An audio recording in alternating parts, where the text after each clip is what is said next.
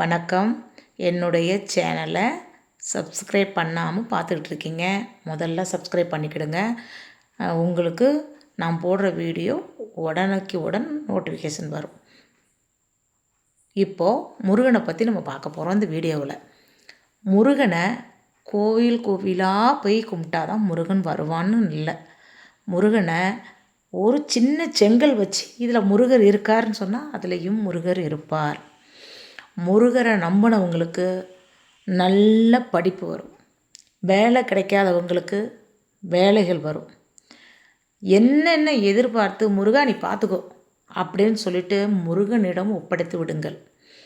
ஏன்னா ஒருத்தவங்க என்ன பண்ணாங்கன்னா முருகர் சிலையை வாங்கி கொண்டு வச்சு அதுக்கு பூஜை பண்ணி இனிமேல் நீ முருகா நீ தான் பார்த்துக்கணும் அப்படின்னு சொல்லிட்டு அவங்க என்ன பண்ணாங்க, ஒரு சாமியார் உத்தரவு சொல்கிறாங்கன்னு சொல்லி அந்த சாமியார்கிட்ட போயிட்டாங்க. அந்த சாமியார்கிட்ட போனால் அவங்களுக்கு தான் ஃபஸ்ட் டோக்கன் கொடுத்துருக்குறாங்க. ஆனால் அவங்க பார்த்தது 30வது டோக்கன். முதல் டோக்கன் 30வது டோக்கனாக மாறிடுச்சு. அவர் போய் அந்த முதல்ல நீ எந்திரிச்சு போமான்னு அவளை திட்டிருக்கார் அந்த பொண்ணை.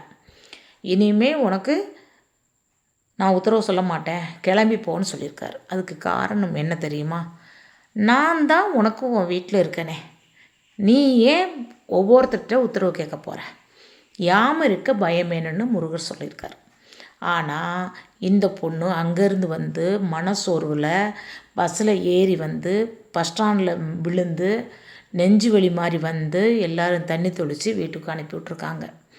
அப்போ தான் அவங்க அம்மா சொன்னாங்களாம், நீ முருகனை நீ வீட்டுக்கு கொண்டு வந்துட்ட, ஒவ்வொரு நாளும் ஒவ்வொரு முகமாக உனக்கு காட்சி தராரு, அதுக்கு மேலே என்ன உனக்கு பிரச்சனை?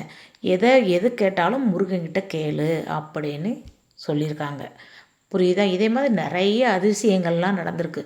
அவருக்கு நம்ம கொடுக்க போகிறது எல்லாமே உலகத்தில் அவர் தந்தது தான். நம்மளுக்கு ட்ரெஸ்ஸாக இருக்கட்டும், நகைகளாக இருக்கட்டும், பணமாக இருக்கட்டும், எல்லாமே அவர் தந்தது தான். நம்ம எதையும் நாடலை. நம்ம பிறந்து வரும்போது எதையும் கொண்டு வரல, இறந்து போகும்போதும் எதுவும் கொண்டு போகலை. ஆனால் நம்மளோட இருக்கிறது அவருக்கு நம்ம கொடுக்க வேண்டிய ஒரே ஒரு இது வெறும் 2 சொட்டு கண்ணீர் தான்.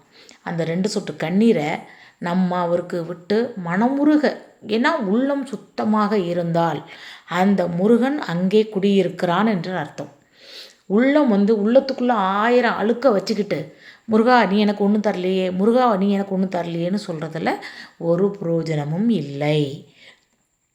அதனால் கண்டிப்பாக சொல்கிறேன், முருகா முருகா முருகா எந்திக்கும் போது முருகா, படுக்கும்போது முருகா, சாப்பிடும்போது முருகா, அடுப்பு பற்ற வைக்கும்போது முருகா, இப்படி கூப்பிட்டிங்கன்னா கண்டிப்பாக உங்களுக்கு எந்தெந்த பிரச்சனை வந்தாலும் பனி போல விலகிடும்.